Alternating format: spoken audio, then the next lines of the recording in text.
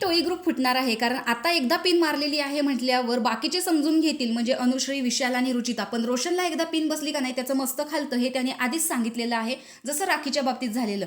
आता या बिग बॉसच्या घरामध्ये चुगलीचं दार यांनी उघडलेलं आहे, त्याच्यामुळे कोण कोणाबद्दल काय बोलते हे सगळं यांनी दाखवलेलं आहे. चला तर बघूयात फक्त विशालला कोणाची चुगली दाखवली असेल.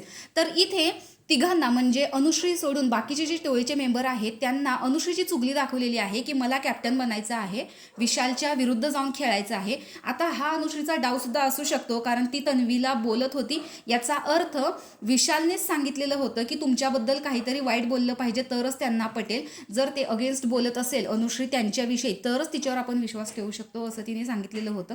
रोशनच्या बाबतीत सुद्धा हेच झालेलं आहे की रोशनला आत्ता रुचिता आणि विशाल या दोघांची चुगली दाखवलेली आहे, कारण हे दोघं बोलत होते की मला त्याचा भार घेऊन नाही चालायचा, कारण प्रत्येक गोष्ट छोटी छोटी गोष्ट सुद्धा रोशनला सांगावी लागते आणि त्याच्यात सुद्धा ऐन टायमात तो काहीतरी स्वतःचं डोकं लावतो आणि दुसरंच काहीतरी करत असतो. त्यामुळे सुद्धा इथं विशालला राग आलेला आहे आणि तोच राग तो रुचिताला सांगत होता की रोशन काय आहे, तो काय करतोय, कोणाला नॉमिनेट करतोय, हा नॉमिनेशन टास्क त्याचा मॅटर आहे. तर त्यानंतर विशाल कोटियनला चुगली दाखवलेली आहे ती रुचिता आणि राकेशची, कारण हे दोघे बोलत होते आपण जे काही करतोय ते लोकांना कळलं नाही पाहिजे, ही गोष्ट फक्त आपल्या दोघातच राहील, तू त्यांनाही सांगायचं नाही आणि तू सुद्धा तुझ्या काटा ग्रुपला सांगायचं नाही, अशा गोष्टी यांच्यामध्ये झालेल्या होत्या.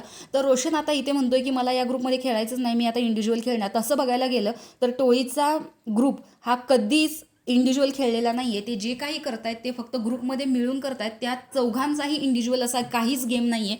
समजून घेतलं तर या चौघांचाही ग्रुप टिकू शकतो, पण आता रोशन जर भडकला तर तो या ग्रुपमधून वेगळा होऊ शकतो. त्यातमध्ये विशाल आता कोणावरच विश्वास नाही ठेवणार. त्यामुळे उद्यापासून टोळीची युनिटी दिसते की नाही यातच खरी मजा आहे. त्यामुळे प्रेक्षकांना सुद्धा उत्साह आहे की आता पुढे काय होतंय. तर तुम्हाला काय वाटेल, हा ग्रुप टिकून राहील की पूर्ण बिथरून जाईल हे कमेंट बॉक्समध्ये सांगा. अशाच व्हिडिओसाठी आपल्या चॅनलला सबस्क्राईब करा. तोपर्यंत बाय.